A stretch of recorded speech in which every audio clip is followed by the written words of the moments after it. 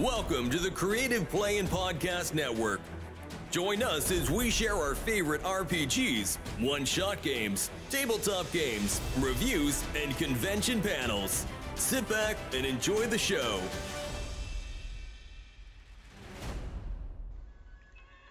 Hi, this is Kelly, aka Trixie from Ragnarok and Roll, assigned to Ragnarok Story, and Tilda Wimblewick from D&D Journey of the 5th Edition.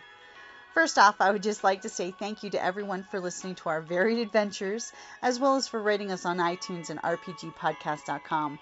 If you haven't rated us yet, we would greatly appreciate it if you could. And if you're looking for more ways to support our efforts, we are now on Patreon, a great site where you can help us continue making more podcasts, as well as some special surprises for our patrons. If you can, please look us up at www.patreon.com/cppn. Every little bit helps. And again, thank you for listening. Hey guys, Jim here with Creative Play and Podcast Network, and it is hashtag RPGaDAY2024 August the 26th, which is superb screen. So I've got a pair of mentions here for this one. I'm going to totally mention for the Walking Dead universe. I actually just got my GM screen for that. And if you're going to play that RPG, I definitely recommend it because it has a lot of the random tables that you are definitely going to love.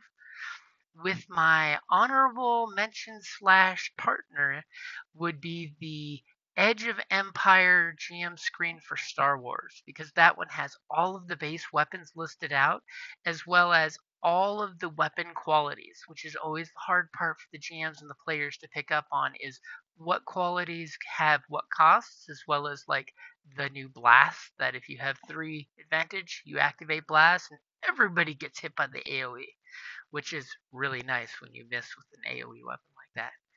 So I would totally throw it out there. The Walking Dead universe, which, by the way, I will throw it out there. There is 1 or 2 tables missing that are only in the base book. So definitely make sure you GMs out there have the base book.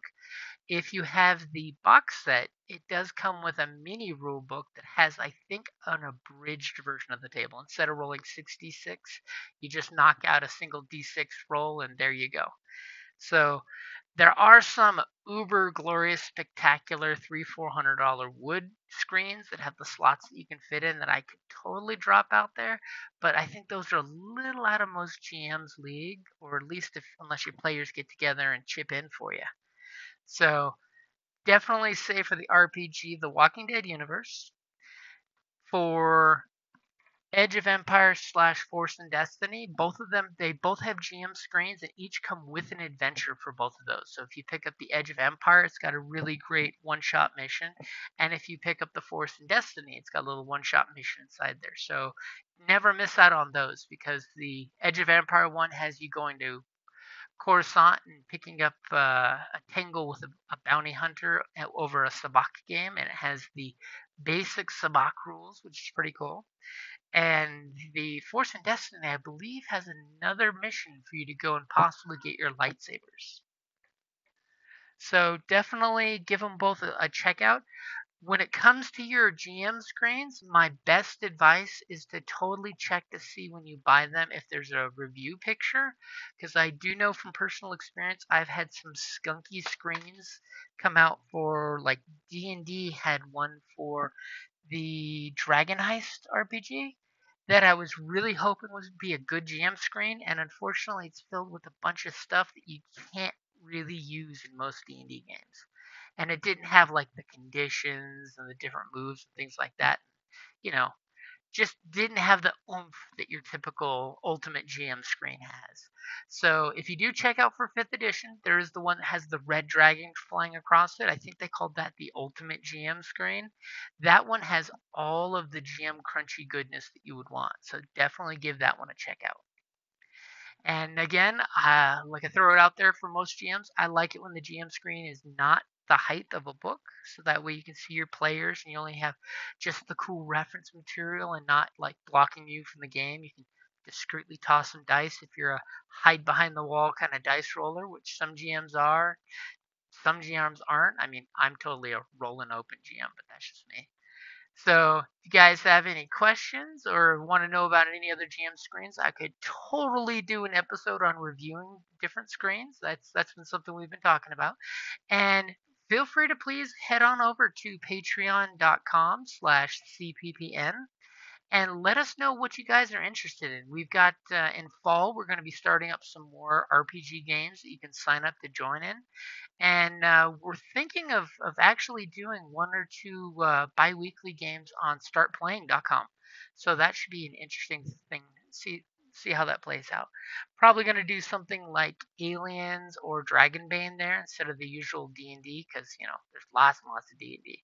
There's a couple Star Wars, which I was also thinking about that one as well. But figured might as well flex and get to use some of these other RPG books that I've bought over the seasons because there's nothing worse than buying RPG books and having them sit on the shelf.